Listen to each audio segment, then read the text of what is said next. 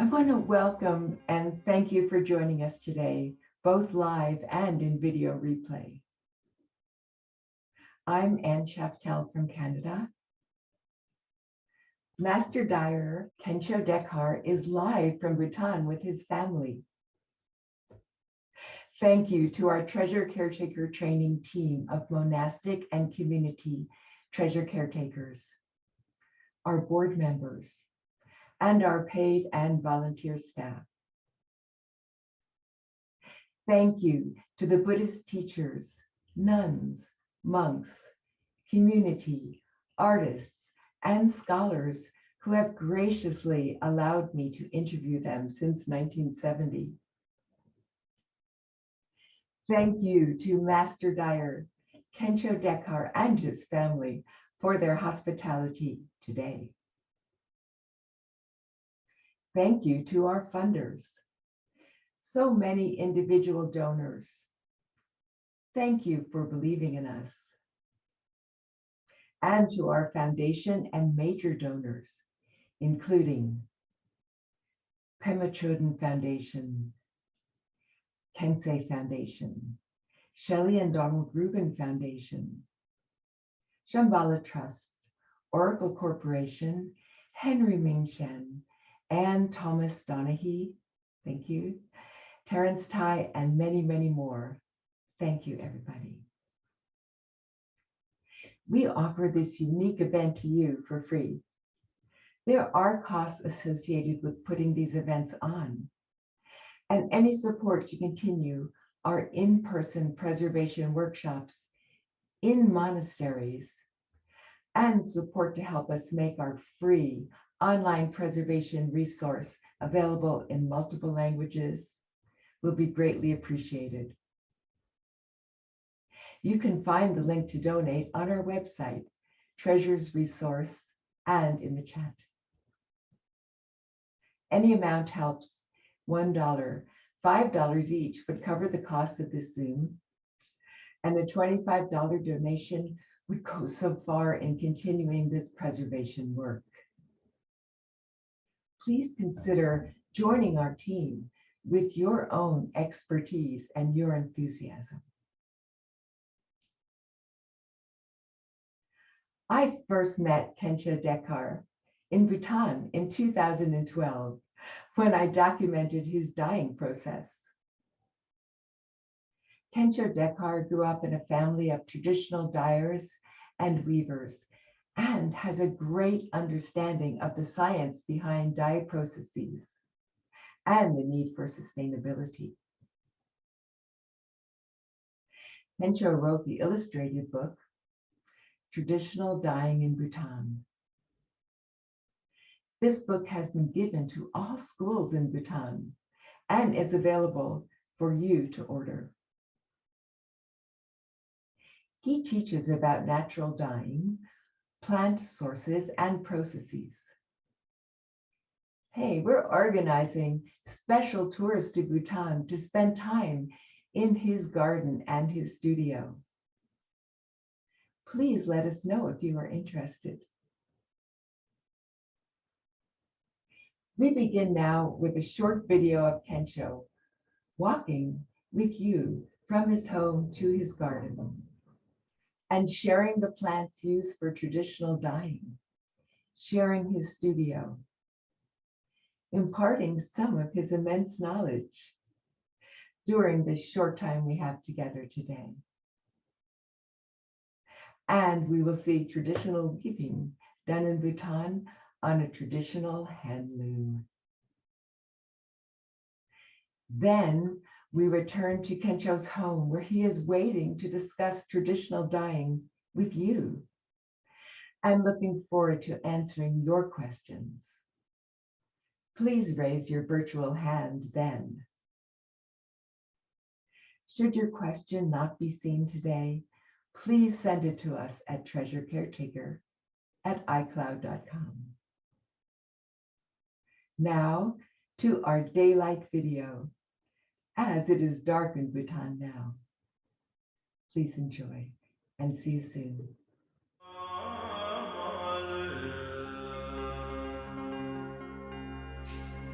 Hi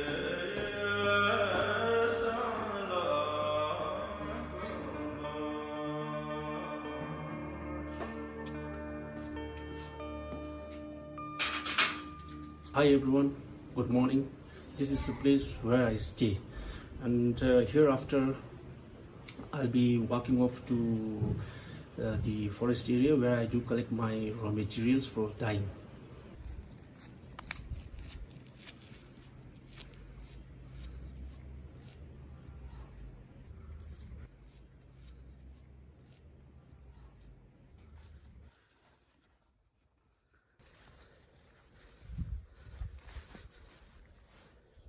My walnut tree, which I have planted myself, and this is wild walnut tree. So today I'll be taking the raw material as walnut leaves. Since we do not have that much time to do the entire process of dyeing, so I'll just show you the sample how do I collect my materials for the dyeing purpose.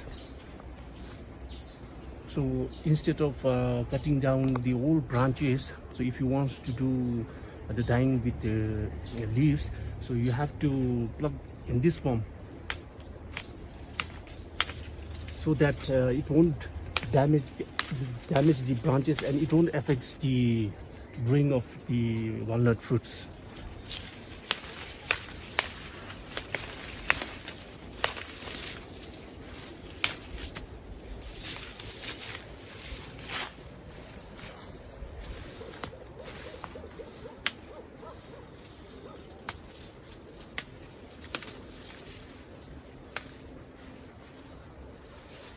And while plucking out the leaves and branches, as like other fruit plants, fruit trees and all, it seems like doing pruning, thinning of trees.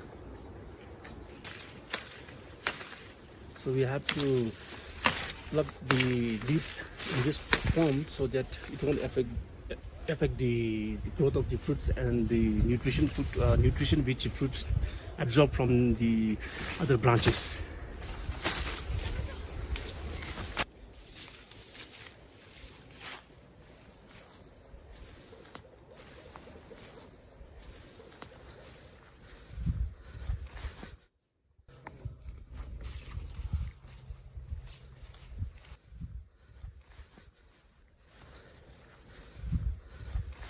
So this is a bamboo plant.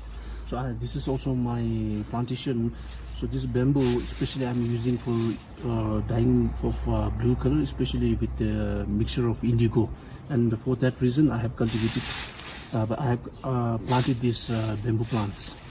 So this is Chinese hibiscus rose, and during the summer season and all during the season, I use leaves for the dyeing purposes, and during the off season, when the leaves they shake when plant they shake their leaves, then I do use the stem, and I never allow them to grow above from this height. And whenever it grows up, I just do it pruning and all, and keep it as it is. Let plants to grow much more bigger branches. This is dogwood tree, and with these leaves it gives different color. In bark, with bark it gives different colors. With leaves it gives silver color, and with bark it gives again different color. It will depend upon the modern which we use. This is peach tree, and I use only the leaves, not the bark, because I don't want to destroy the fruits for the next season. So instead I'm using just the leaves. With these leaves, directly color will be greenish, or so if you change the modern, it will give light brown. This is apricot plant, and with this to get yellowish color without using any moderns. And same like peach plant, here also I'm using only the leaves, not the bark and all.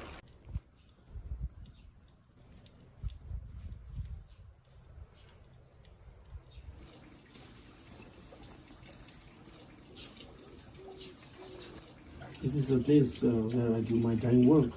So instead of using electric stove, gas and all, I don't use that stuff. In fact, I'm using the natural one, which our forefathers have been using in our country as well as in other countries also. Especially, I'm using firewood for the dyeing purposes. So we have to do, since I bought walnut leaves, especially with this walnut leaf, we get it a brown color with walnut leaves. So the leaves has to be kept in water. So after soaking it in after putting it in the pot, we have to soak it. We have to dip it in inside, so that the leaves, we shouldn't allow leaves to come up above the water level. So instead we have to just try to put them beneath the pot. This is my indigo solution, and indigo has to be done through fermentation process only. And to do fermentation and all, the fermentation has to be done in this earthen pot only. It won't work on other pot or other utensils. It should be the earthen pot only. We have to keep indigo in this earthen pot for years and years in order to get the blue color easily, fastly. This is the place where I keep my raw materials, especially like lac, indigo, which are cultivated and harvested once a year by the villagers in eastern part of the Bhutan. So I collect from them, or I buy from them and stock up here. And the upper apartment is my showroom for the finished product. After dyeing, weaving, and the final product comes here, and I just keep it here in this showroom. So these are the sample of raw materials which I had been using for almost 22 years, and those are the raw materials which my father had been using from 1970s, since he started the dyeing project in eastern Bhutan. And those are the raw materials, and this thing which are here in this bamboo basket are the Mordants, which are used for the used as a catalyst to change the colors. Once the dyeing process and everything is completed, that's how we have to spin it. And I don't know when it was discovered here in Bhutan to spin the yarns using this kind of procedure. And this is how we have to spin once the dyeing process is completed. After spinning, so that's how we have to make a ball before it is loomed around.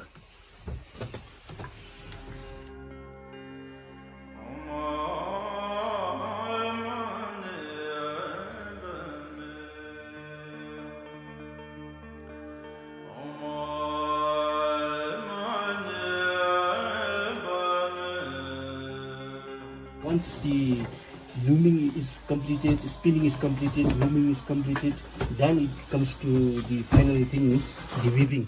That's how we Buddhist weave with using our own hand, not using the machineries and all, as like the other countries they do it.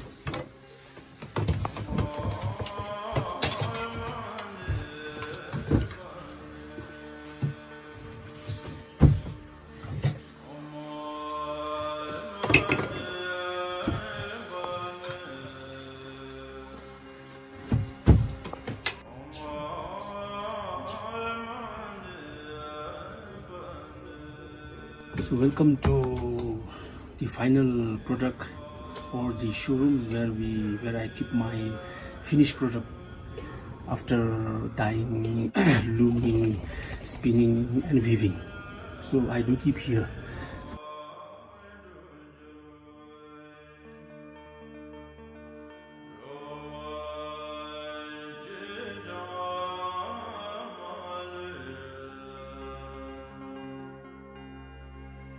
Yeah.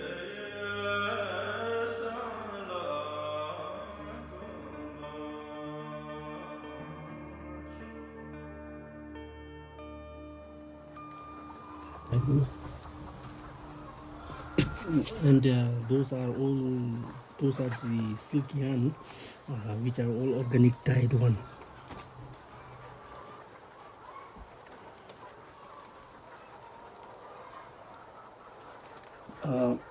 This is yak wool, and it has been woven up by the high altitude people, but the dyeing and all, I did it from here, especially the maroon, the orange and the red. So I tried my thing best to dye up with indigo. I thought to add blue color here, but since I don't know why the indigo doesn't works with the yak wool, so instead of using blue, I just applied maroon and orange, red. So still the research is going on why indigo doesn't works with yak wool, and the indigo, it works perfectly with silk yarn. So I'm on my way doing my research why indigo doesn't works with yak wool. Once I get my research result, definitely I'll do a video short footage and then show it to you all. This is the product of nettle plant which we get in the forest, and there are also collecting of nettle plant have different process, but the dyeing process is same as like other colors and all. So for example, so if I give you the color which I have used here, and by the way, this is almost woven 20 years before, and the color which I have used here are maroon and black, and the brown one which we can see is a white part out here is the color of the nettle plant.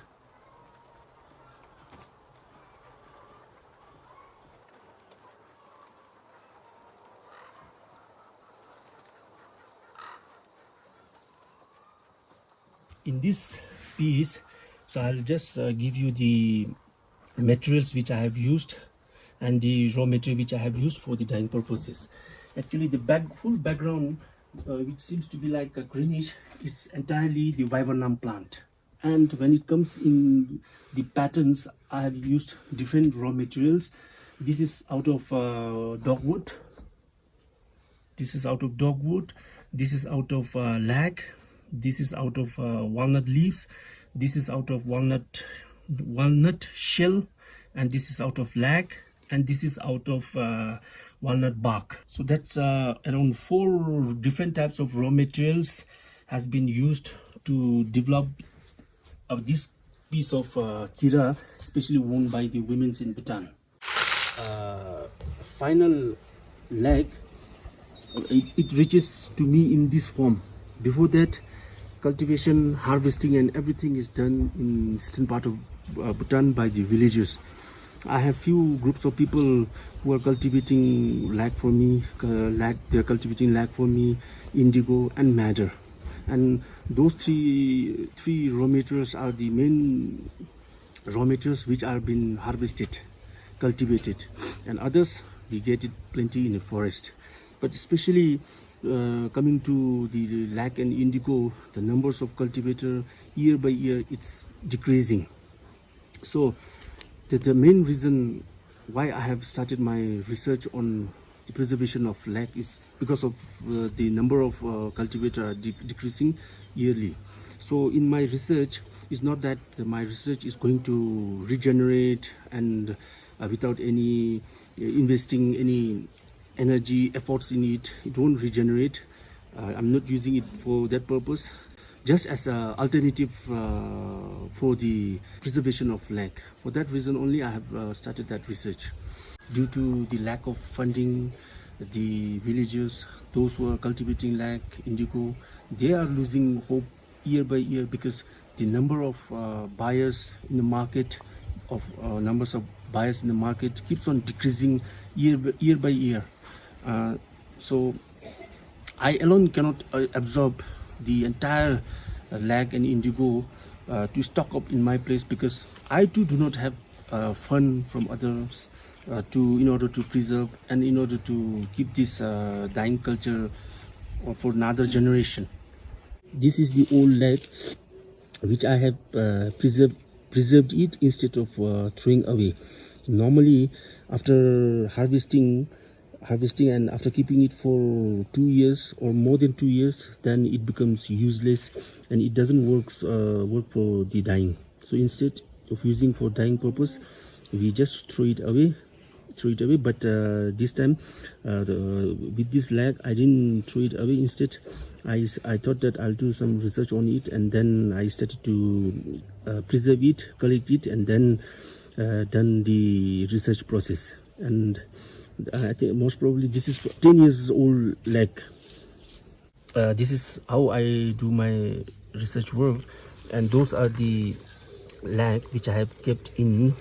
And if you can make it out the difference between the color of the old stock and the research where I have where the regeneration is taking place here, we can make it out from the color itself that now the old lag seems to be a bit darker in color, and the new one, the regeneration or the refreshness, has turned its color to the fresh one. This is the lag which I have done research on it, and this is the outcome or the regeneration of old lag which has I have preserved for 10 years back, and after 10 years back I did the research, and this is the outcome of new generation with old lag.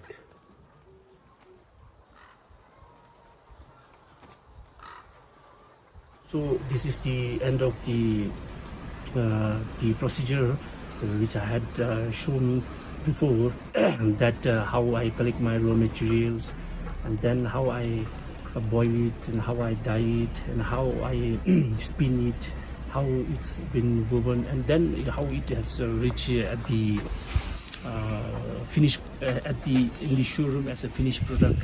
And at the end of the thing, I would like to present you all that this is a book named as Traditional Dyeing in Bhutan. I had written this book in 2018, and I distributed the book in around the schools here in Bhutan, as well as I have a future plan to distribute around the world those who are much more interested in the organic dyeing. So with this, I would like to present this book, Traditional Dyeing in Bhutan. So if you are interested, do let me know, and have a nice time.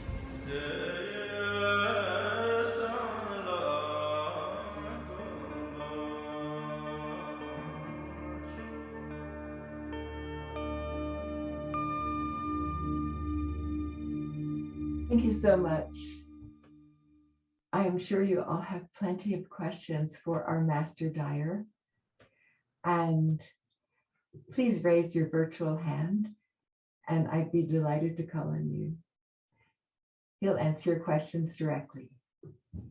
Okay, I wanted to ask Kencho, what kind of challenges does he face in his day-to-day dyeing?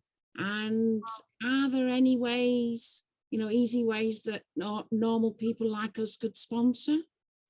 Hello. Yeah, thank you very much for the question.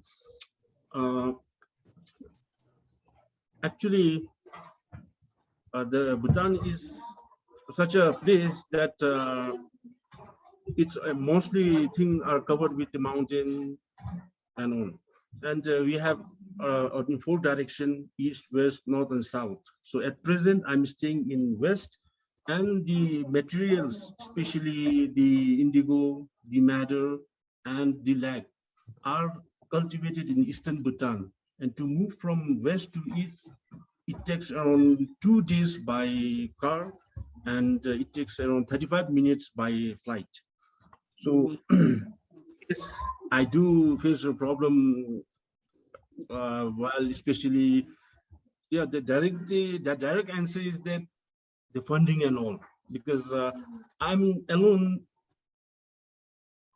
doing this dyeing work here in Bhutan, and I had been doing from a very young age when I was a boy, when I was a school student, and till now I had been doing continuously without keeping any breaks and all.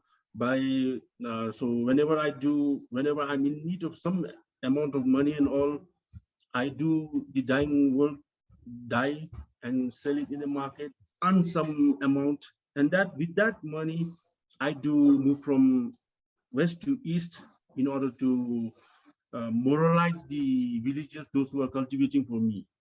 Right. Okay. So mainly you could do with possibly some help to use the plane rather than the car, so it doesn't take so long. Yes, it is. Yeah, I see. Mm. Okay, thank you. Thank you. Raise your virtual hand to ask a question. Rochelle Whitehorn, thank you. Much for that presentation. I've never black LAC before. I was just wondering what that was.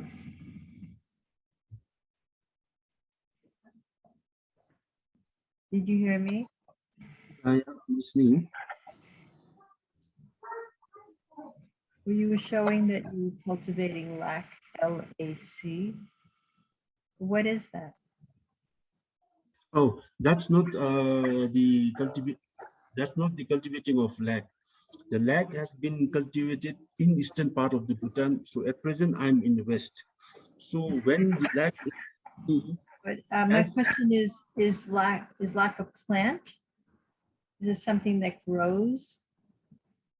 no, it's a secretion of insect, and normally it is harvested once a year.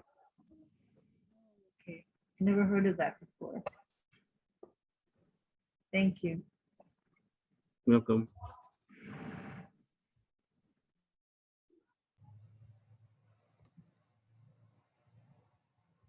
Lisa.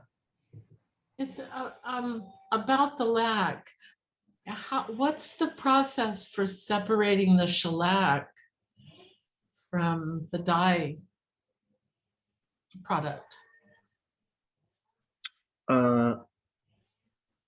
It has to be, once the harvested lag reaches to me, so again I have to display them, keeping on that bamboo mat or any bamboo materials. So I have to keep them exposed in sun for 2 to 3 days after reaching to me. So once after keeping it on in the sun for 2 to 3 days, so I have to pound it, boil it, take it out the residue, filter it, take it out the residue, and use that the liquid one. That's how I segregate the lag. Is the shellac used also? Do you preserve the varnish, the shellac? Yeah, the preserved one is the old leg. The leg is harvested once a year. Once it is harvested, and when it reaches to me, that I can use for the dyeing purposes only for 1 to 2 years. Within that year, I have to finish up the product. If not, it becomes useless and it doesn't work with the dyeing. It's not that it's not working for the dyeing, it works, but later, after 6 to 7 months, it becomes light fastness and water fastness if we use that old leg. So previously, I used to throw it away thinking it is of no use.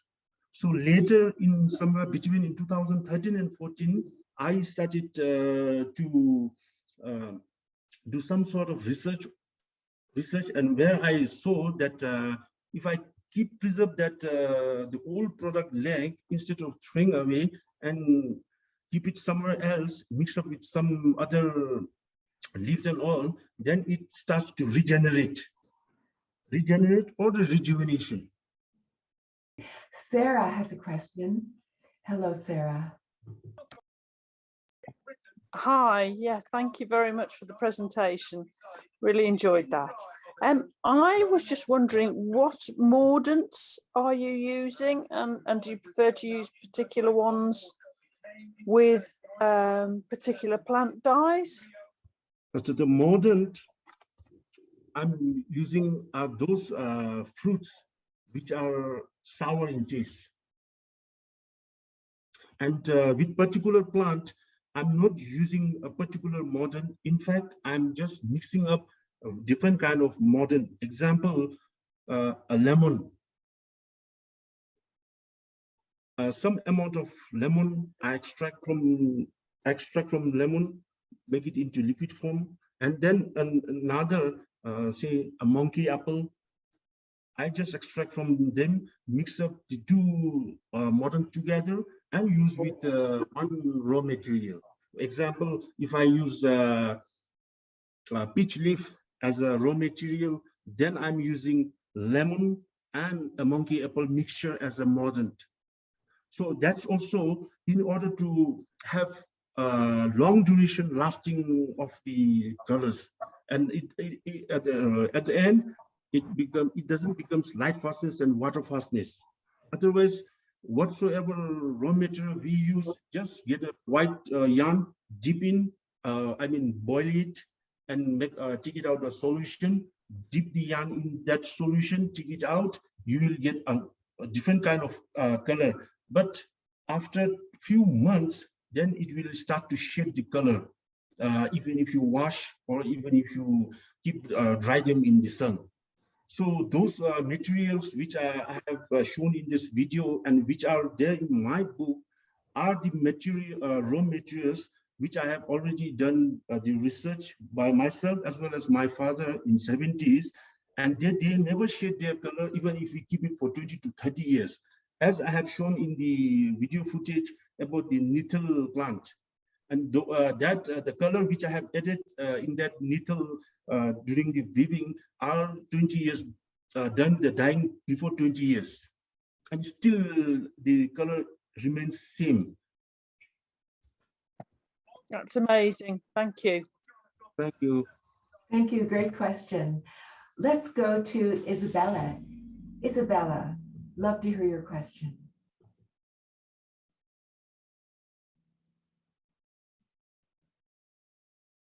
Isabella? Do you use any, can you hear me? Yeah, I can hear you. Yeah, thank you. Do you use any metal mordants like, and we here in the West, we use alum and iron and copper?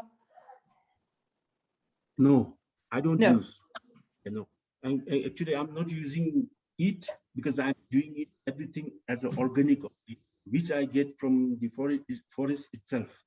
And I do have allergic with that metallic mordants. Yeah. So Okay. I don't. And are you using just a protein fiber, just wools, or are you using some cotton? Yeah, cotton also I'm using, but the dyeing process is same, but the timing is quite different. Example, if you do it on silk, it takes 2 hours. So if you take cotton, it takes 3 to 4 hours. And if you take wool, it takes 1 night, which means almost 12 hours. Yeah. Thank you very much. That's really interesting. Thank you. Thank you. Thank you so much for your question. Shoshana, we'd love to hear your question. Thank you. Thank you. I'm wondering about the quantities of water and the dyeing material for the thread. How do you know how much to take of each? So you get the proper color you're expecting. So I'll take example of leg itself. Since the talk was more about the leg, I'll take the example. So here, when I do my dyeing work, I do in kg system. So at one go, I'm doing 2 to 3 kgs at the time. I'm not doing a hand system. So yarn also I'm keeping as a silk only. So 1 kg of silk, we need to have 4 kgs of lac. 1 kilo of yarn, 4 kgs of lac, and 30 liters of water. Okay. Thank you. Thank you. While we are waiting for the next question, is from Tatiana.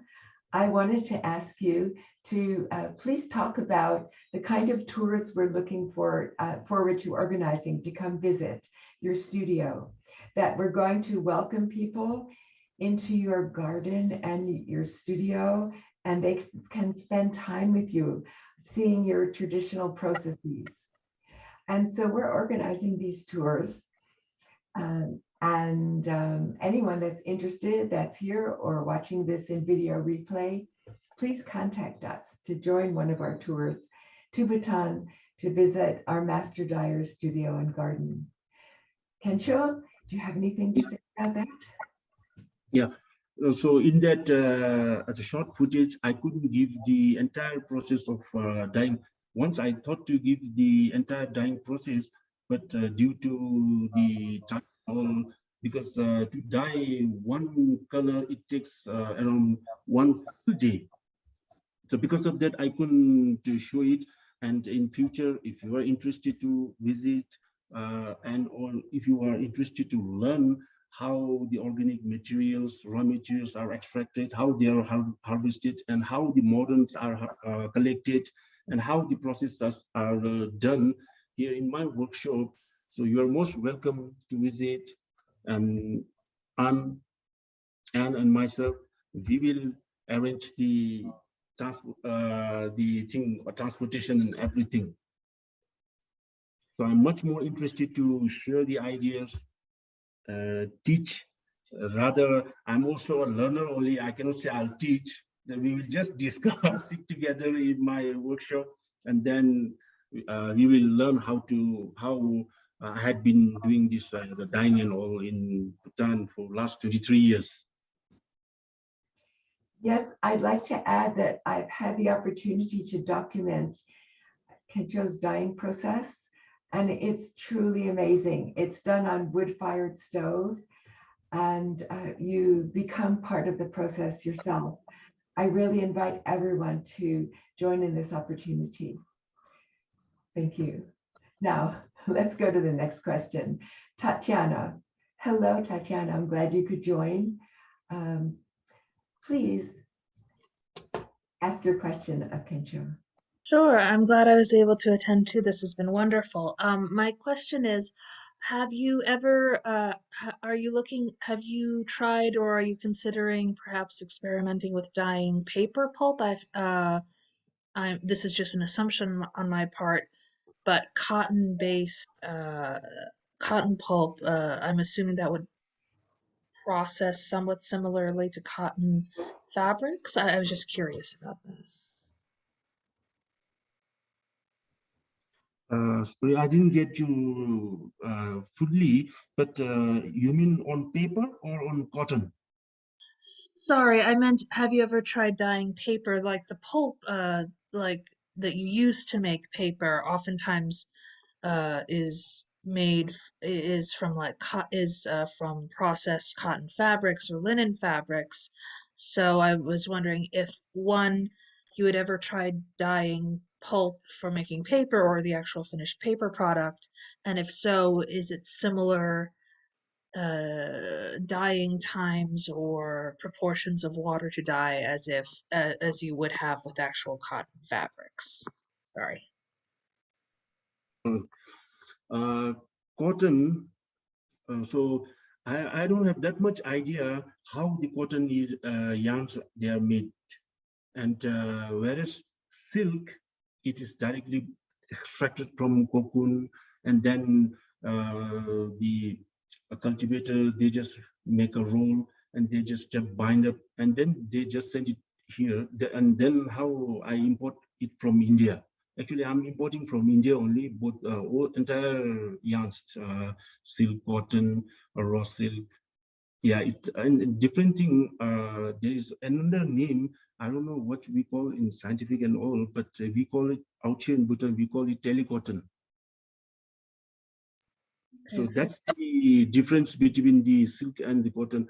And by looking through our naked eyes, we can see that the silk yarn seems to be very thin, light, and bit smaller in size.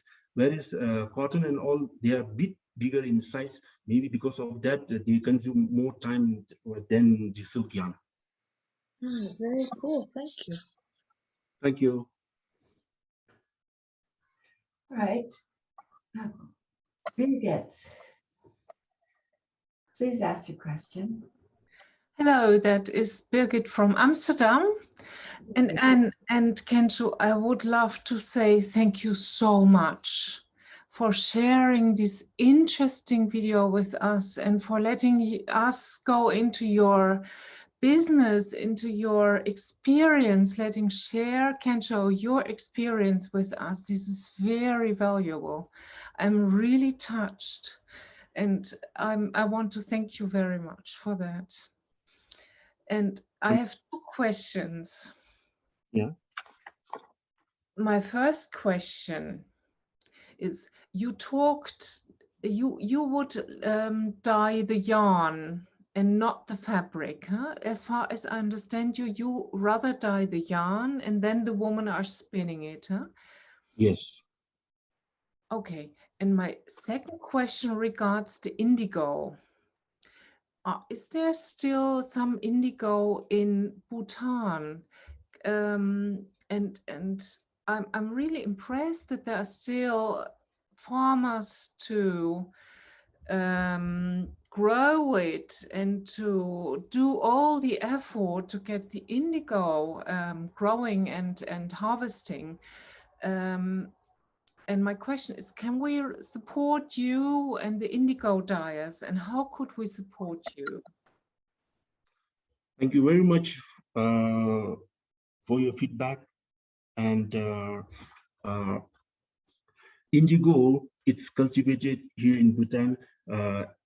As earlier I told you that Bhutan is divided into 4 zones: southern, northern, eastern, and western. In west here, especially the place where I stay is the capital of Bhutan, and the plantation and the villager, those who are growing indigo, it's in eastern Bhutan. And I gave a try to grow indigo here in Thimphu. It doesn't, there's a climatic condition doesn't suit to grow indigo here. So even I gave a try in a greenhouse also, but it doesn't. But especially in eastern Bhutan, the state name known as Mongar, and there is again a sub state that's saying Chaska. There it grows. And the reason behind for people to cultivate this indigo is that annually we Bhutanese in our culture, we perform a ritual every year. In that ritual, and one substances has to be kept in the center while performing the ritual is the indigo plant. For that reason, the indigo is planted there. Interesting. Yes. That's how the indigo cultivation is done. And now, due to the modernization and development and all, they just divert their concentration. Instead of cultivating, they tend to buy from India or from different places, and they're giving up those cultivation and harvesting of indigo.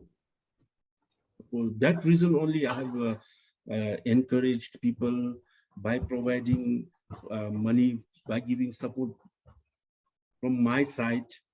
Until now, I have been doing in this way. Thank you so much, and I'll try to help. We will discuss with Anne how we can set up something to help and to provide some help to grow the indigo in Bhutan. Yeah. So thank you very much. Thank you so much. Apachit.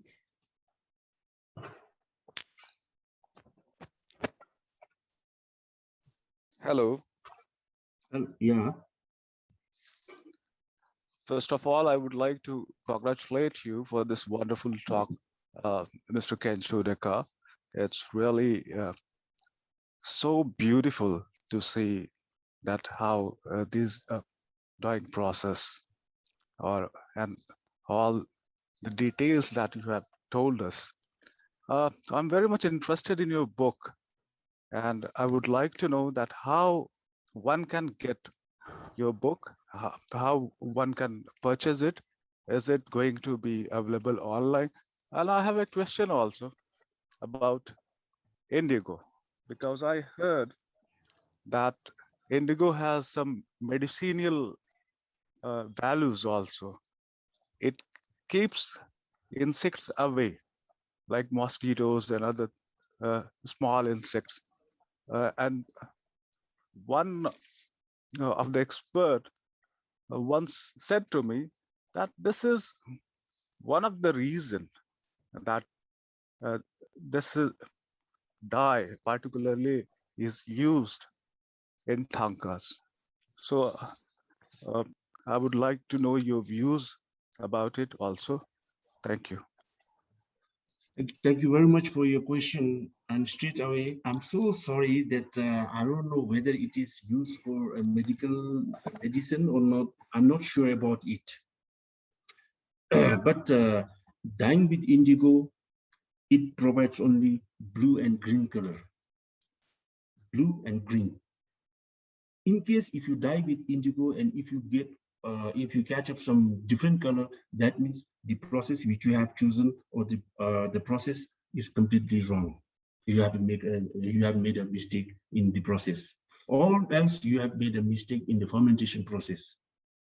Indigo, it's a plant. You cannot just directly pluck it from the area where it grows and just start to dye. For that, you have to wait for years and years to get fermented, and the fermentation process itself is very long. But I'll summarize and see. Once the indigo plant, the leaves are all extracted, then they are dried up in the sun. Plot it, bring it to a place where you can pound it, make a ball form, and get an earthen pot. Get the tap water. Boil it till it reaches around 60 to 70 degrees centigrade, and let them cool it. Just put it in the earthen pot. No matter about the liters, how much liters and all. It will depend upon the pot you're using. I mean the earthen pot. Just add the water there, and on top of that, add as much as you like, as much as you have the indigo ball. Just put it there. Put the lid, cover up the lid with the help of mud, so the air won't come out from the pot. So after a week or two, again, then go back to the forest. You collect the bamboo or the oak leaf, dry up, burn it, make it ash, and then open up the earthen pot which you have closed earlier. After a week or two, then add that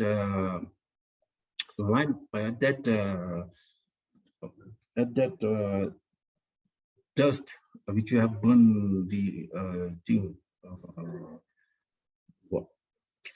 bamboo and or the oak leaf. Just add it there. Again, cook it and then keep it for months or two, as long as you need to make some blue color. That's how I had been doing. And regarding the book, so at present, since I'm in Bhutan, I haven't sent it anywhere and I haven't given to anyone. So if you are interested, if you are in need, I do have a thing on is there. And if you want to connect directly with me, I'm using WhatsApp, Telegram, Facebook, and everything.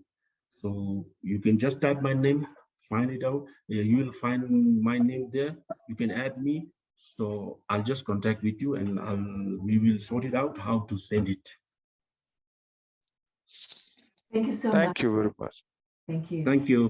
Now, for those of you that are joining late and those who, due to technical difficulties, missed part of the presentation, we promise you an entire video of this wonderful presentation by Master Dyer, Kencho Dekar. And so please feel free, if you just joined due to technical difficulties, to ask your question. And pretty soon we'll be sending you the entire video. Thank you so much. Sorry about the technical difficulties. Now we have another question from Aishwarya. Aishwarya, please unmute and ask your question. Firstly, thank you so very much for such an engaging session. And my question is that how do you plan to pass down your knowledge, which is the sacred art of dyeing, to your students and your next generation family members? First thing, it depends upon the interests of the other people. So I have written everything, and I have given, not only written, I have given in the book the detail, what kind of raw materials I had been using in past years and also in present year. So in that, I have given the two most expensive and important, the process. I mean, the indigo dyeing and the lac dyeing. Step by step, I have given it with the pictorial form. So beneath the picture, I have given the narration. I have written it saying that this much time you have to keep it there, this much at this temperature you have to filter it, and at this time you have to dip your yarns and all. So I have given everything detailed in the book. So since here in Bhutan, I can now, I think I have a bit hope that at least I have passed my idea to a certain, maybe for 10 to 15% here in Bhutan, because the Prime Minister of Bhutan asked me to distribute in the schools, in the entire schools in the Bhutan, and I have distributed it. And hopefully, out of 1,000, maybe around 100 will show their interest and work on it. So that's how I'm planning to keep this for next generation. Thank you so much. Thank you. We have time for one more question. Shoshana. Yeah. Yes, thank you. Thank you very much for your presentation, inspiring very much. I have a question regarding other dyers and weavers. Are you connected in some way, or do you meet? Do you have? Do you work together, or not? Thank you very much. Actually, no.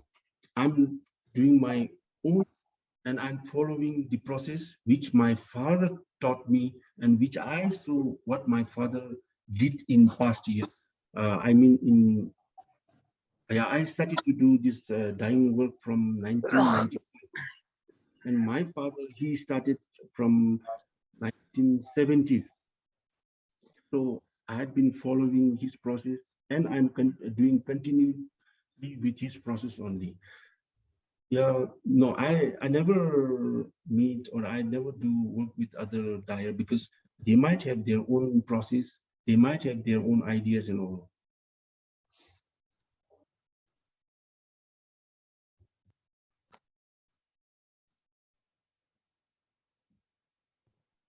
Shoshana? Thank you. Thank you very much. Thank you very much.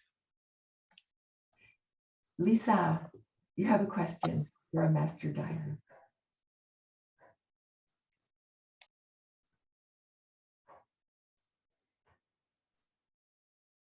A very heartfelt thank you for sharing this with us. I'm curious, is indigo the only source of blue, or has woad ever been used in Bhutan? I know it was used in China, but I don't know if the woad plant has been part of the blue palette. Thank you very much for the question. I couldn't hear your question fully, but how much I heard, and how much I understood from your question. So I'll try to give you the answer. Actually, I don't know about in other countries and all, how indigo they started to dye. Whereas in Bhutan, especially earlier, I told you that I'll talk with the cultivating, because in Eastern Bhutan, especially the state, we call it Mongar, there they perform a ritual every year, once a year. So during that time, this indigo is used as a main source of material for that ritual itself. And for that reason, it is cultivated there.